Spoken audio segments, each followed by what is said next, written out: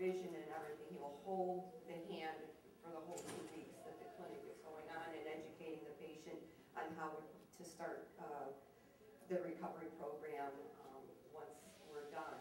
But the compassion that this man feels, and it's just awe-inspiring. I've never been in the presence of somebody that cares so much about his fellow human being. I mean, this man literally was dodging bullets. I mean, he was defamed, defaced, I mean, you name it, and he just keeps coming back and making it known to the public that this stuff is really bad. I mean, he had MS, not necessarily diagnosed MS, self-diagnosed, but that he started his own journey with the Mercury by healing himself first, you know, and then taking it and then healing other people. I was down in a clinic in Marble Falls, a woman from Trinidad, ALS. You know, ALS, they don't give you but 2 years to live. Just like Dr. Nunley, who was on the panel yesterday, was diagnosed with ALS. And she's fine today. So, Lou Gehrig's, I'm sorry. Lou Gehrig's, it's an autoimmune disease. But I mean, what I'm trying to impress about the whole Mercury issue is that we're all toxic and we all have genetic weak links. Dr. Boyd Haley, who is the biochemist out of the University of Kentucky, who conclusively proved that you can't get Alzheimer's unless Mercury is present. But he also said you can't be an alcoholic till you have your first drink. There has to be a component, a genetic component there that's there first. And like they talked about, and Dr. Huggins said yesterday at the Mercury panel, there is a biomarker for Alzheimer's. It's an APOE4 test. So in other words, you get your genes from your mom and your dad. You can tell if you can detoxify mercury just by doing this test. And it's just a genetic test, and there's APO 1, 2, 3, and 4. Well, if both parents gave you a 4, your chances of having a hard time detoxifying mercury are great. Whereas if you have a 4 and a 1, you know, because they do it for both parents, your chances are going to be a little bit less. If you're a 2 and a 2, you got it made. You know, you're a dentist who's 90 that's been sniffing mercury and is fine, you know. Root canal, Dr. Huggins does not believe in root canals. He finds the same germs, the same type of germs that you find in the cavitations in the root canal. Correct. Yeah, and as it was stated, the panel stated yesterday that, you know, if you go to the doctor and you have a gangrenous big toe, they're going to cut that off. You go in with acute pancreatitis or whatever, they're going to take that out or try to get it under control by removing the source of the infection. Whereas in dentistry, we're saving the tooth, but the bacteria are still in, it's still gangrenous. You're still putting out those same toxins. And that's what Dr. Huggins' research on DNA is right now. He's looking at the DNA of all the different bugs that are in there. A metal implant, he would absolutely say no. Absolutely not. What kind of what? There is no safe implant. If you implant something in the body, a hip, a knee, whatever, the body has to look at that, and there's going to be an immune response. Yeah, something that you can, you know, crown, bridge, something. Oh, so yeah, partial denture, then removable appliance would work. You had a question back there? Do you have suggestions where one can get an apoprotein test to see whether they're a LabCorp of America. So you can have your physician order it for you. LabCorp? Thanks. Yeah. What's the recommended treatment then in the small children who don't want to get the fillings, additional fillings? You would do the same thing like I did with my own kids. you do the biochemistry profile, which is marvelous because the kids behave so much better when they're biochemically balanced, and they can function so much better. And then you know what they can and can't eat, so you know what to put in the fridge and what not to put in the fridge. I've had where like orthodontia, braces are nickel, don't do that to your kid. Do the biocompatibility test, so then when the child is coming up to possibly needing some kind of dentistry, then you have an idea of what is going to be the least reactive. Those tests typically last for about 5 years. If I have a very, very chemically sensitive patient, I will take material, hand it to the patient, and send them to a chiropractor who practices non-Boutropod's allergy elimination technique and negate the allergies that way, or to an allergist and have them do a skin patch test just to be doubly sure that that material is not going to cause. Typically the kids these days are very allergic. They have asthma, their whole immune systems are trashed. So you have to be very, very careful. Oh, He's already out of balance. do the biochemistry. Actually, I have a family that just came to me just to get biochemically balanced, and it was because their son was diagnosed with Asperger's. So I mean, everybody needs to be biochemically balanced. I mean, it's a great way to stay healthy, and your body's going to start detoxifying.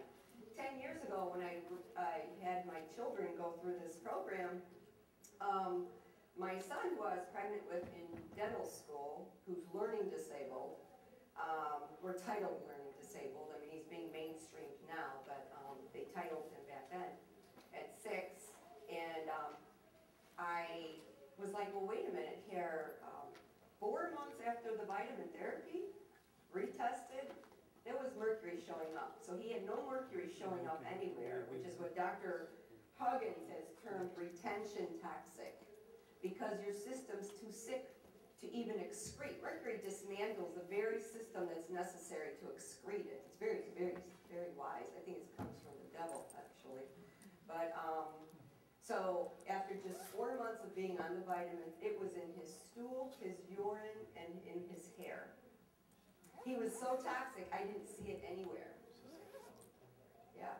So they're treating children now because of, people like Dr. Huggins and myself who, like, you see it. When you see it, you believe it. Now there's a lot more. Mercury's not the only culprit, but mercury makes lead 100 times more toxic. It will make arsenic 100 times more toxic. It potentiates the toxicity of everything else. So say you can get by with 100% lead in your diet, but you throw some mercury in there and you can't. So by detoxifying and what Dr. Huggins recommends with the whole protocol, this is to decrease your toxic burden, known toxic substances, known carcinogens. You're decreasing the total body burden, which gives your immune system a much better chance to handle the toxins that it's coming into contact with on a daily basis that you don't have control over. So you have control over certain things in your life, and that's what he's saying, go for it. You have control over what you put in your diet, and you have control over what goes in your body and on your body. People forget that, jewelry, this is going into my body. Whatever you put on your skin, also, what you shampoo with, the kind of water that you shower with. The first thing I say is, what kind of water do you shower in? If it's not pure water that you're showering in, don't shower. Sponge bath. Don't jump in chlorine and fluorinated water and expect to be healthy. It's not going to happen. It's going to destroy your thyroid. One more question. I got the 5-minute rule there. Go ahead. I came in a little late, so I don't know what your name is or your clinic. Where is that? Oh, I'm Dr. Diane Meyer, and my clinic is in Downers Grove, Illinois, 63rd and Fairview, the Fairview Medical Center. Okay. So, and I work with Dr. Huggins. I'm actually a consultant for him. I've been extensively trained underneath him and his protocol. So I follow it to the T. Somebody accused me of not yesterday, and I will offer you the blood chemistry test, and if you choose not to do it, then you've chosen not to follow the protocol. That was not my choice, because I know you have to do it the proper way to get the best result. Not that you can't get those results, but it took me 5 years. It took me 5 years to get them crazy, and that's debatable. You know. It's really debatable. Thank you. How do you feel about the children getting sealants put in? No, because actually cavities are caused because the phosphorus level is off in your body. And the reason the phosphorus level will be off is because you're ingesting white flour, white sugar, and so it throws your biochemistry off. The body is, the teeth are actually fed from the inside out. That's how, I mean, the nerve, artery, and vein are inside the tooth. And the nourishment comes in and feeds out through the enamel. When your phosphorus level falls below 3.5, you start a suck back. And so things start sucking back. So his thoughts on the sealants is you're capping off the body's natural flow. What if a child that's not brushing? If you're biochemically balanced, you shouldn't have to brush. I mean, think about it. Well, providing that your teeth are in pretty good order, you know. Yeah, it all boils down to the amount of carbohydrates, so the sugars, you know, really. You can polish those off. Just, just a polishing disc. The hygienist could probably do that. What are they made of? Sealants are bisphenol A. It's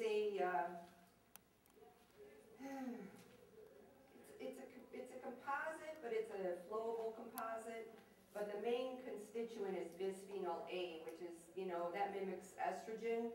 Typically, once a filling, even the white fillings that contain bisphenol A, once it's cured with the curing light, there should be no outgassing. But you're still, the wear and tear, just chewing, you're going to be swallowing bits and pieces. The point is it's a toxic. Anything's a toxic that's implanted in the body that's not from Mother Nature. So we're trying to decrease our toxic exposure. Sealants, I apologize for your situation and I empathize with you, but you can't make a mother do something, but you don't want to put sealants on the child unless you absolutely have to. And this is stuff I've just learned over the last couple, 2-3 years. So I actually put sealants in my own children. I had regular braces on my own children. I gave them vaccines. I didn't know any better. When you know better, you do better. And this is a toxic world. And it's your fight to stay alive and to help your neighbor to understand that to decrease your body's burden of toxins is the key to longevity these days. I mean, you just have to kind of decrease what you have control over. That's all you can do. How do you test for, just if you have mercury in your body, is it through the biomedical testing, or how do you? Medically speaking, we're trying to find a way to get coverage, actually, because I would like to have everybody diagnosed with mercury poisoning before I do the revision, because then their medical insurance will cover everything, which would be a beautiful gift. The biocompatibility test can be run through your insurance as an allergy test. Porphyrins, urine porphyrins is the best way.